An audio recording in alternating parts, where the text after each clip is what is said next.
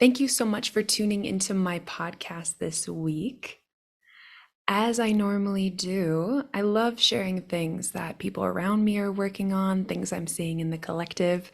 And what's really, really silly is last week I recorded an entire podcast around all this clinical jargon, around anxiety and all this stuff. And then I went to listen back to it, and none of the words actually came through. It's just this high frequency pitch into the distance. And I was pretty disappointed with it because I gave a lot to it. And it took a lot for me to go back and go, okay, what's happening here? Maybe it wasn't the right information to give.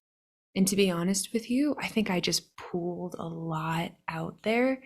And I couldn't listen back to it, of course, because it was just high pitched things. But I realized that anxiety is such a huge topic in therapy. And that's why probably the number one reason right now that I see people reaching out for support.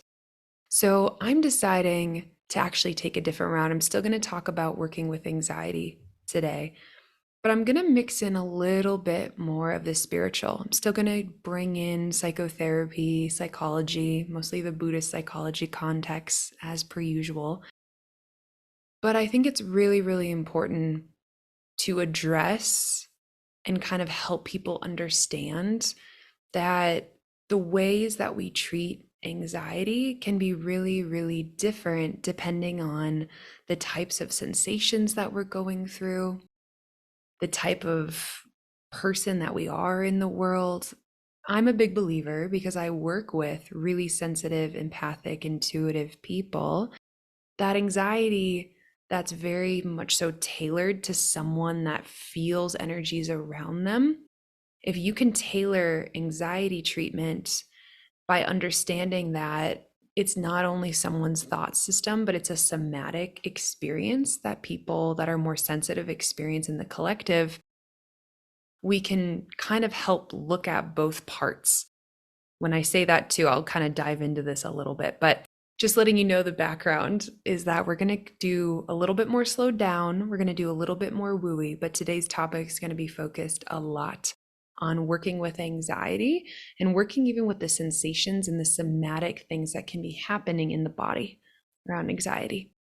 So before I dive in, a lot of people, there's pop culture stuff too in our world around TikToks and Instagrams. People are like, I have anxiety and this is how my life is. And so sometimes it can be confusing for people around like, am I an anxious person? Do I qualify for this diagnosis? So most people, when they're coming in for therapy or they're reaching out for mental health support, and if it's around anxiety, a lot of times clinicians like myself are listening for symptoms or experiences or mental patterns or emotional experiences that kind of align with generalized anxiety disorder, or GAD. GAD is the acronym for it.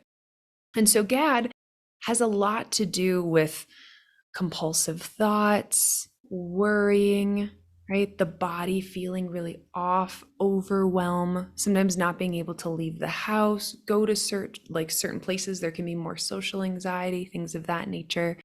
Anxiety can show up and look very different, but when you qualify for a diagnosis, it means that for a certain amount of time, these experiences are really getting in the way of your daily functioning. It's pretty common in our day and age to feel anxious or self-conscious or worried, things of that nature, about going into a grocery store or having to talk to someone. Like our technology world is really separating us in a lot of ways from personal one-to-one contact in our world. So a lot more people I'm seeing have social anxiety because they're just not practicing being with people as often. I work with a lot of psychic kids and teenagers, and I see that a lot. This sense of being able to text someone or send them like a vulnerable voice message, but not being able to look eye to eye with someone in person. It's a really interesting skill that's sort of dwindling in our younger populations. But I think one thing to really speak to here is that if we're looking at anxiety, a lot of treatment models around anxiety really focus on thoughts. Because a lot of people say, well, I don't know, I just woke up and I felt really anxious, almost as if the body is just deciding to be anxious or to have this flighty, etheric, overwhelmed, heavy kind of sensation in it.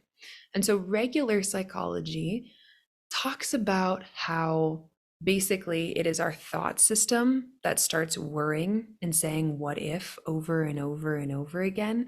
And then our body responds to it because it thinks that our thoughts are real. A lot of times, anxiety can be summed up as what if. It's the body going, what if this goes bad? Or not the body, the mind saying, what if this goes bad? What if I fail? It starts in the attempt to try to protect us when we wake up in the morning.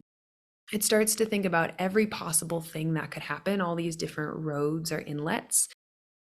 But a lot of times that's not very helpful because we jump into the future. We start imagining every possible thing that could go wrong in a way to protect ourselves or try to control. But what it does is as we think more and more about what could go wrong or the places we might not be enough or we could fail, the body starts reacting. It can actually go into fight, flight, or freeze. So it can actually start having this really big sensation coming through it. And if you know anything about fight, flight, or freeze, when your system starts responding in that way, we actually even have physiological changes. Our digestion shuts down, our mouth can get really dry, our pupils can get really dilated. It's literally like in the wild, as if something's going to run after us. We have these big experiences where the body starts preparing for a threat. So imagine this, right? You got your thoughts that start mapping out everything that could happen. And usually that's happening because we don't feel enough. Like if we were to pull back before our thoughts even start going really, really fast, most of the time the core feeling or thought or value in our space is that we don't feel enough or we don't trust ourselves or we're scared of something. There's fear. And usually that causes us in this very cognitive world to start overthinking every situation to try to feel better, but we feel worse. And then our body reacts to it. And all of a sudden we're running away, we're anxious, and then we start reaching out for different things to calm our nervous system down. But it doesn't really help a lot of the time. It can be temporary. So what I want to say is that one thing I'm noticing from this sort of model is that if you have someone that's very sensitive, empathic, intuitive, meaning they pick on higher levels of things in the environment, certain frequencies, rhythm, feelings, emotions, all that kind of stuff gets picked up more easily. Most people that are sensitive, empathic, intuitive right now feel overwhelmed on a daily basis because they can feel this energy that's really stirring strongly in the collective. So from a spiritual level, there are a lot of people that I'm seeing, there's a trend that a lot of people over the last few years are starting to learn about shadow work or realizing the places in their life where they don't have their full freedom. They'll say, man, like I have never really processed how hard it was to be in this family system. And maybe having a poor experience with my mom caused me to be really afraid of making friends with women. Or you might notice something that happened in your life, you avoid certain places, right? Or maybe you had a hard time growing up with certain siblings and you can feel that when you meet new people, you're really mistrusting or you're really more introverted and kind of held back and you don't want to be like that. Maybe you're like, oh, I wish I had more freedom. There are experiences in our life that really, really shape us and they really shape the ways that we exist in the world, right? So I share a lot on this podcast about my growing up patterns about being really, really grit oriented, really worker. And it's caused for me to have a lot of preferences around the ways that I work well, the people I want to be around. Sometimes it creates that preference and that really hard boundary. And I talked about this a couple podcasts ago as well, around sometimes for me, it made me realize and kind of switch in a lot of ways around really needing people and having this fear of missing out and really leaning on people for connection. And then it caused me to actually shut down and not need people. And I had to relearn all these things, right? So I see people showing up with greater awareness and a desire to heal things every single day. Like I said, shadow work, people becoming more willing to look at things, to heal things, to be in more of a place of freedom. More and more people are doing the work, right? So you hear that a lot in therapy. Are you doing the work? Meaning, are you freeing yourself? Are you allowing yourself to be your most authentic, best self? Are you clearing out all these patterns or ways that you get stuck in, right? So I talk on this podcast a lot about all the ways that I'm learning and growing and doing work and having realizations to kind of help you kind of connect with me around like, oh, I do that too, or like, oh, that could be interesting to work with that. And like I said, the reason I brought up anxiety in this particular podcast episode is that there are ways to work with our mind around our thinking and that connection to body. But if you're empathic, sensitive, intuitive, I'm seeing a lot of folks coming in trying to do this work around healing themselves. And they're like, I'm waking up every day and I'm feeling overstimulated, or it feels like body doesn't feel right in the world. And yet, when I look in my present time experience, when I look at my thoughts, I'm not thinking negative things about myself. I'm trusting myself. I'm not being critical of myself. I'm not being fearful. A lot of folks are coming in and saying, this feels different. I'm not thinking negative things. I'm not going out of fear. I'm healing this stuff. But why am I waking up and feeling like something isn't right? And so, what I've been talking to people a lot about is that it's not just us disconnected from the world. When you're a sensitive and empathic person, you can feel energy at higher levels. So, if you're in a community or a collective or a culture, right, or a belief system that's going through something hard, you are not separate from it. You're going to feel it. And that's why when we do healing work on ourselves, we heal other people and vice versa. So if you've been waking up every day feeling off or ungrounded, but you can't really figure out what's happening in present time, you look at your life in present time and go, okay, I'm feeling like my life is going really well. So what's happening? Two things. Two things could be happening. One is what I've been saying. The collective is going through its own shadow processing. People are waking up. People are starting to question things. People are going through their own big experiences and you're being impacted by it. Or you'll hear me say this a lot. If your present time experience feels really good and it feels like collectively around you, people are doing well, sometimes that means the body is moving old energy out. And what I find interesting is that in psychology and therapy, sometimes we really nitpick things. We try to like go in and figure things out, almost like we're like digging a hole, right? To try to figure out like what's underneath there, what's in those layers. And that can be really helpful to understand things, to make meaning to things, to really like piece together what happened. But if you have old energy running through your system, what I've been learning and working on with other people is that sometimes it doesn't help to get caught in the mental game to like overthink the energy or to take it so personally. Sometimes when we're doing healing work, that energy is detoxing through us. And the more that we process it or get hooked into it or try to make meaning out of it, the more we just run in loops, because even if we understand it, it doesn't mean that we feel any better. Just because we understand that we're anxious sometimes doesn't make the anxiety go away. We're just more aware of it and it's still sitting there. So what I'm going to teach you today and also offer from a personal space is that I have this happen all the time. Sometimes I'll wake up and I'll go, oh, wow. I'll sort of sit and I'll breathe and I'll be like, something doesn't quite feel right. And I'll look at my life in present time and say, I have a really good day coming up. I'm going to drop my dog off. I'm going to say bye to my partner.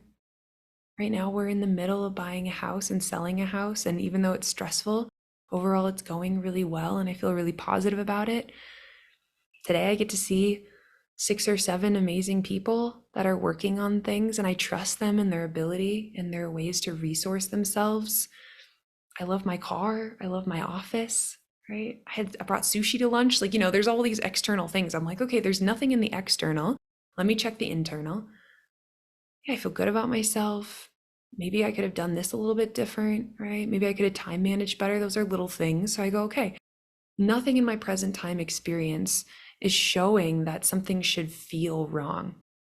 So then I check in on the energy. And I do this, it's taken a lot of practice, but most of us can really feel whether energy is current or past or future oriented. So I close my eyes and I go, okay, in present time, I feel really good. So the energy that I'm feeling, is it past?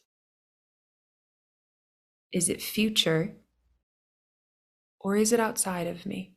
If it's not in me and it's not in present time, right? Is it past? Is it future? Or is it around me and outside of me? And sometimes it'll be like a pie chart. There'll be a mixture. It'll be like, okay, kind of feels like 30 to 40% is past. And that lets me know, okay, old energy or ways of thinking or values or emotional, whatever, it's detoxing out. Great. I give myself a lot of credit when that happens. I say, okay, I'm healing. Something's coming through. Great. And maybe it's a pie chart. It goes, the rest is actually outside of you. 70 to 60 to 70% is collectively outside of you. And I check in and I go, yeah, I'm feeling the pain of like the people in Maui right now and some of the islands have been experiencing in the fires. I'm experiencing, because we're not separate, this sense of loss and empathy and community and what can we do? And I'm like, yes, I'm feeling the collective sadness and devastation and the hope and the retrying to build, because we're not separate. And I feel that. And I go, okay, how do I want to help? How do I want to be a service? What can I send energetically? Right? Rather than just sitting in the feeling disempowered because I'm feeling someone else's thing, that doesn't really help. So what can I do in that moment to not match that frequency in a way where it freezes me? What can I do in an empowered way there? What would I like to act on? So that is how I handle energies. I look at those things, past, future, and what's around me. If there's nothing that can be assessed in present time. If it's a past thing, this is what I like to visualize. I close my eyes and I really like nature. So I imagine beautiful places that I have camped in nature. I imagine being in the middle of the woods, right, with these huge trees. And I imagine sitting there, almost when you look up into the trees, into the sky, and you can see these beautiful rays of light kind of coming down in between these big leaves, right? Almost just like patches of sunlight with all the moss and the ground. And I sit there and I take a deep breath and I say, okay, right here in present time, I'm okay. The energy that's flowing through me, it doesn't help me to get stuck into it because my body is just detoxing it out. So trying to figure out what's old and what's not working, it's kind of a waste of time to try to like figure it out. I actually just want it to be out of my space. I don't need to understand it. I don't need to go heal it. It's just moving through. And so in this space, I like to imagine that there's a really small river in the background. Maybe it's far away, but I can kind of hear the water a little bit, but I can't see it, but I can feel it and I can sense it. I know that something's nearby. And that's how I like to work with the thought and sort of the feeling somatically that we can wake up with anxiety, the sense of something's not feeling right or something's trying to work its way through my space. Right? So I check in first to say, is there anything I can do in present time? Is there any way that I can take care of myself? If it's a no and the energy is old running through, I send it love, but instead of getting tangled in it, I literally just give permission and say, okay, I'm going to go throughout my day and I might feel a little bit anxious in the same way that I might be sitting in a campsite and I can still hear a river in the background, but I don't have to be afraid of it. I don't have to feel scared that I'm going to get flooded by it. It's just moving through. It actually doesn't have to be challenging. It actually doesn't have to be this thing that I'm afraid of and that I make into an ocean. Most people don't know how to react to anxiety. They make it into an ocean, even though it's a pond or a river. So this is how I work with energy. It's a different way of looking at anxiety sometimes, rather than trying to dive into it and fix it from a sensitive and empathic standpoint, understanding where the energy comes from, right? Timeline wise, past, present, future. And if it's inside versus outside, can be really, really empowering around how to fix it.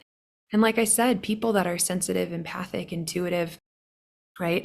They're going to feel a lot of outside energies at higher levels And I often witness this sense of feeling disempowered or not being able to regulate their space because it's often energy outside of them. So they end up trying to heal energy that they're not going to be able to heal in their space because it's not at the core inside of them. So you have to be really aware as a sensitive person. There's such a huge gift. You hear me say this all the time, to tap into different healing energies. But it's very, very important to assess where the energy is. And if it's in the past time and you're actually really good in present time, allow it to detox through. Allow it to be like a river running through the back of your mind and go, okay, I'm going to go grocery shopping today and feel a little heightened. I'm going to feel a little anxious. And that's okay. I'm just letting the energy run through. And the more that you can allow energy to run through, the faster your states shift. We're not meant to stay in really difficult emotions long term. That's why I love working with teenagers and kids. They can shift energy so fast. They can move topics because they don't hold on to things as intensely. A lot of times I'll be working with parents of college students, and the college student will call and be like, Mom, I'm really stressed out. And then mom will freak out for like a week and be trying to fix and help. And then eventually the college student gets so annoyed because it was just like a 24-hour freak out for them, and they fixed it the next day. They already felt better. So it's really, really interesting. If we allow ourselves to move energy and not get hooked, it doesn't mean we don't try to understand things or dive into things, but you have to kind of feel into whether it's worth it to overcomplicate it and overthink it, or just allow the energy to move through. So this is a little bit of a holistic alternative way of working with anxiety and really understanding where it comes from and how to feel empowered and how to work with it, especially for my sensitive, empathic, intuitive people. So thank you so much for listening to my podcast this week. Again, as always, it's on YouTube as well. My Instagram, if you want to connect, I have a really, really small Instagram because I don't love maintaining it, but I am on there if you ever want to learn more things or be connected. It's Soul Essence Center. And then my website is soulessencewellnesscenter.com. As a psychotherapist for folks living in Colorado, my other website is soulessencepsychotherapy.com. Thank you so much. And as always, sending so much love.